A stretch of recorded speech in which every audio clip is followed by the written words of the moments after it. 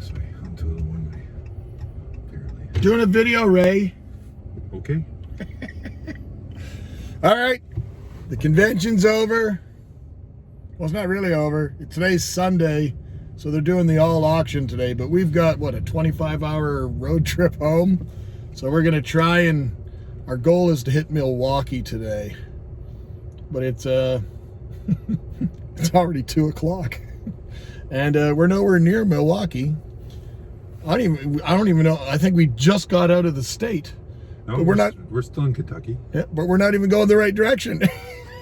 We are going to go and make some road trip stops because that's what makes these trips fun. And today we're going to go check out the Newport Aquarium. Now, I was there before. You were too. 8 years ago. Yeah, like 8 years ago. So we're expecting it to be completely different for us.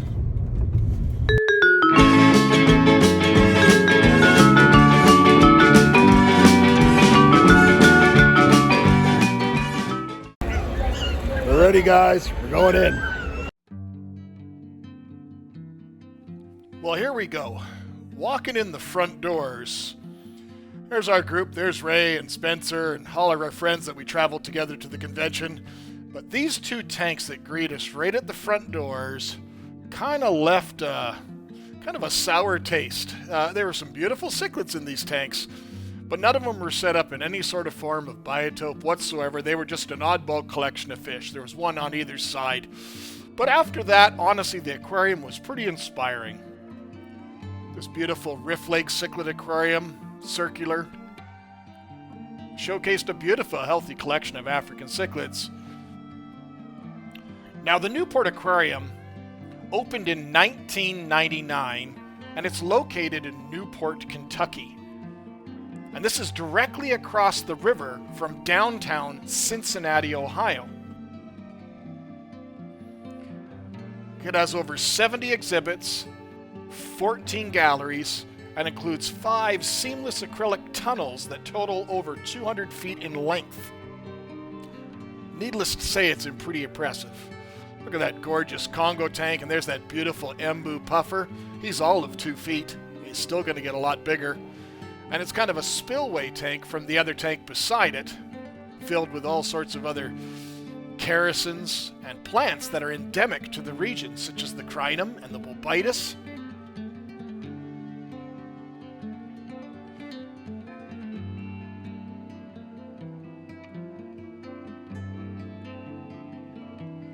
Very cool tank.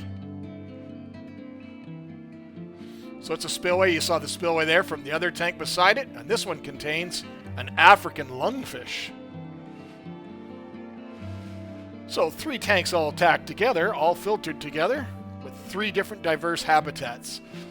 Now we look at an exhibit that is basically showcasing species of rainbow fish, all primarily within the 2 genres of Melanitania. There's a nice beautiful Melanitania bozemanii front and center, or Glossolepsis incisus. And a nice beautiful, get out of the way, Spencer, nice beautiful Tanganyikan type inspired habitat full of rock rubble. Perfect type of habitat for the Tropheus that would live in that surge type habitat, as they would scrape the biocover on the rocks of the Aufwuchs, which is basically the biocover, primarily composed of algae and different sort of microinvertebrates. The little crevice dweller, Altolamprologus compressiceps. Beautiful, beautiful fish, and then it turns sideways, and it's almost thin like a pancake. And this is always, I love seeing these type of displays. Not an amazing aquarium fish, because they're kind of boring, but they're extremely unique. This is the Mexican blind cave tetra, and it's evolved to live in these types of dark habitats, and it evolved with no eyes. This tank is sponsored in part by Project Piaba. We've talked about Project Piaba, and this is an Amazonian-based tank filled with lush plant growth, discus, angels, and cardinals. This beautiful display is one of the native Kentucky displays, showcasing a native Kentucky fishes, different types of rimbos, and there's a nice little type of darter there in that sort of waterfall surge type habitat. And then if you were to go underneath those falls, you would see in the deeper waters all sorts of other fish like bass and crappie, and That's some sort of long-eared sunfish. There's a perch. So all sorts of different types of fish that call these type of habitats home. The native diamond-tack terrapin. Beautiful, beautiful turtle. I love that bright white with those black speckles all over the fin, all over the appendages and the face. What aquarium wouldn't be set with a beautiful archer tank where you can really watch and mimic the habitat of those mangrove-type forests? And these aren't little archerfish. These things are huge. It's the size of my hand. Very impressive. They can target shoot within a millimeter and shoot at prey. There's a long-necked turtle, some different types of synodontis cats. I'm continuing on with the mangrove forest. Mangroves are generally in habitats that science said they generally are in areas where brackish water, which is where marine water, salt water, comes in and joins into freshwater type habitats, and the surges mix together. Very unique habitats. Mud skippers, hermit crabs, and many other types of fish call these habitats home because they're so rich in biodiversity. They're also incredibly rich in food sources. And an absolute favorite of mine would be these. These are the four-eyed live bears. These are anableps, and they come again from all these coastal areas all throughout Central and South America. And they have bisected eyes, so they could float at the surface and see above and below at the same time. Fascinating, fascinating live bear to keep. You can see these beautiful habitats. They have one of these touch-type tidal pools. Really gets the kids engaged. Bangai cardinal fish, a marine species that's been rapidly popular because it's easy to reproduce in captivity. Nice healthy male starfish carrying their broods. Seahorses. Seahorses are unique in the fact that the males carry the offspring until they're ready to be delivered. A husband's work is never done. Just some of these very, very inspiring habitats.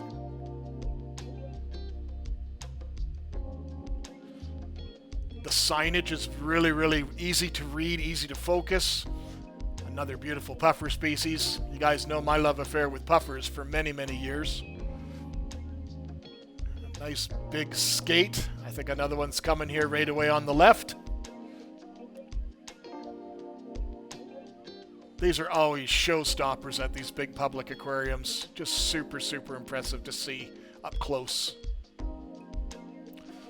Another reef tank filled of healthy. Look at that, I believe that's called a queen angel.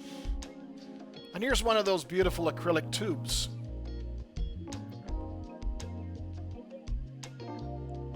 Mimicking a kelp forest. And that is a wolf eel. It's a species very commonly seen in the Pacific Northwest. Some sort of half-beak or needlefish. These are true jellyfish, but they live in the stage where they don't evolve past this, and they live on the bottom, upside down. These large colonies. And a fish that is also native to Kentucky is the large paddlefish, the freshwater paddlefish. And they had this huge tank. It was probably 30, 36 feet long. Monstrous tank. Wasn't the best lit, but this is a species of fish that generally lives in fairly good darkness and filter feeds. This is their newest exhibit. This is the Shipwreck. It's the realm of the eels. And it definitely impressed. So they've basically made all the habitats and the room. Look at this fancy little, I think that's called a frogfish, where he seemingly walks on his pectoral fins. But you get to explore basically the realm of a true sunken ship and all the creatures that would call this accidental reef home. And there is one of the true resident eels, the beautiful green moray eel. There were two of them in this display, and they were probably all of 6 or 8 feet in length. They were massive. A nice beautiful type of garden eel. They have their little hole in the sand that they can retreat to for safety. And the big Volutan lionfish. Probably one of the most invasive marine species in the world. It has established itself on coral reefs all over the world.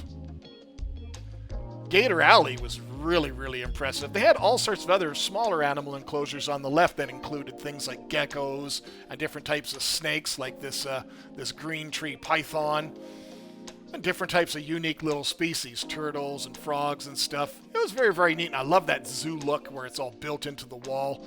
Some sort of turtle, long-necked turtle. But the showstoppers were definitely the two alligators. One of them was just pristine, bright white. And they created this, kind of bayou kind of looking swamp type thing. And here's one of the big alligators coming up there right away. They were just super, super impressive to see. I don't believe it was an albino. I believe it was leucistic. If it were albino, it would have red eyes. And lots of educational. Well, that one would be an albino for sure in the picture, so maybe I'm incorrect. And another focus that we find that's strongly seen in a lot of these aquariums as of late is the frogs. Frogs and amphibian populations have been in decline globally on an epidemic kind of scale. So setting up these type of enclosures, not only for education, but also perseverance of maintaining the species. So you see all these beautiful habitats for these dendrobates, these poison arrow frogs, and they had a wide assortment of different types of frogs to see. Very, very impressive. But mostly the enclosures, these nature-inspired enclosures with these forest floor and all the different plant growth and mosses and little crickling trees. Beautiful, beautiful displays. I love those ones. The Dendrobates azurus, the blue frog. Now, none of the poison arrow frogs are actually poisonous anymore. They would require their natural diet of eating the ants in the wild, and the ants in the wild are the ones that actually cause the toxicity. In captivity on a captive bred diet, they lose that toxicity entirely. Now we go into the habitat known as Stingray, and it's a large open cove. You get to see them from above and from below, and they have this big tunnel that you can crawl through and then pop up in a clear tunnel, there it is there, in the middle of the pool to really get an entirely different perspective of the animals. Me crawling around on my hands and knees to go under through a tunnel with all the camera gear wasn't something that was going to happen. And you can't go to a big public aquarium without seeing all sorts of sharks.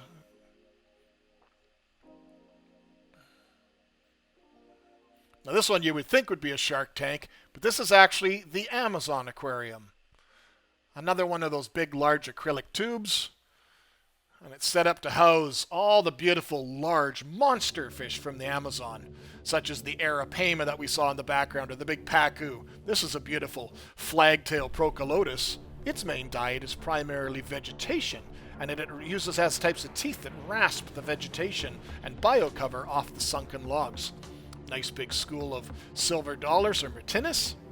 These are another vegetarian species very closely allied with the piranha. Here's a monster arapaima.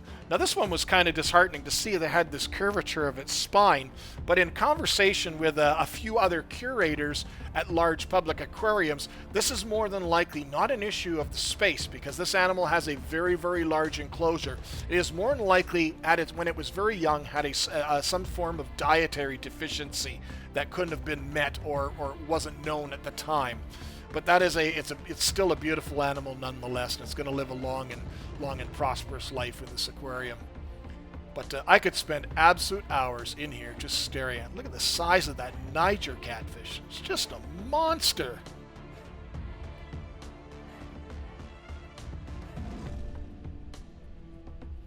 These are the Cacatoea crowsi, that pair of cichlids there that you see on the right-hand side. They were actually breeding in the aquarium. And just there, just off to the left, is an absolute monster Adonis pleco. It was all of 3 feet. Adonis plecos are those ones that often have those beautiful little bright white spots, but the bright white spots fade entirely as they mature, and you're left with this monstrous pleco, heavily, heavily armored. There's the beautiful Leperinus. You always see them in an aquarium, the beautiful black and yellow bands. Now this aquarium, I believe, is one of the marine habitats in one of the tunnels. Nice little surgeonfish or tang. Long-nosed butterfly. I'm definitely, you guys know me. I'm not a marine specialist by any means, so I apologize in the fact that I do not know a lot of the names. There's a big batfish. But every display, all the fish were beautiful, healthy. These look like monos. These are actually a species that you often encounter in the aquarium trade and are often used, considered for brackish environments. So to see a nice big healthy school of them in full marine, very impressive. Unicorn tang, such a unique species with that big horn on its head. And the giant Pacific octopus. So impressive to actually see it out, because we go to these aquariums all the time when we travel and we almost never see the octopus. This thing was absolutely stunning and putting on a show. Just such an incredible animal. I would love to go behind the scenes and get up close and personal with an octopus one day. That's kind of one of those things on my bucket list. They're just such an incredible animal. Incredibly intelligent animal as well. And this thing was all of 6 feet. It was huge. And beautiful moon jellyfish displays. See a lot of these. They're probably one of the easiest to raise and maintain jellyfish. In one of my future videos, I went back behind the scenes at a jellyfish aquarium and spent time with one of the curators for the jellyfish. And there's a lot of information that I garnered there that I was not aware of. So very excited to bring that forward to you too down the road. Beautiful. I believe these are a type of nurse shark. They also had a unique area for penguins. They had a penguin palooza. And this is a very popular place with kids, so it's very, very noisy here. But you got to witness the penguins above and below the waterline. Look at that. There's an emperor penguins, I believe. It's one of the larger species. And one of their claim to fame as well, as we get towards the end of the video, is you get to walk the first in the world shark bridge. It's the only suspension bridge in North America, and you get to walk just inches above dozens of sharks in these infested waters. Just as you get right towards the end of the aquarium, you can walk over this if you dare. Well, I hope you've enjoyed this tour of the Newport Aquarium in Newport, Kentucky. As you can see, right across the bridge there, that is downtown Cincinnati. And the aquarium did not disappoint. So thank you, my friends. Take care.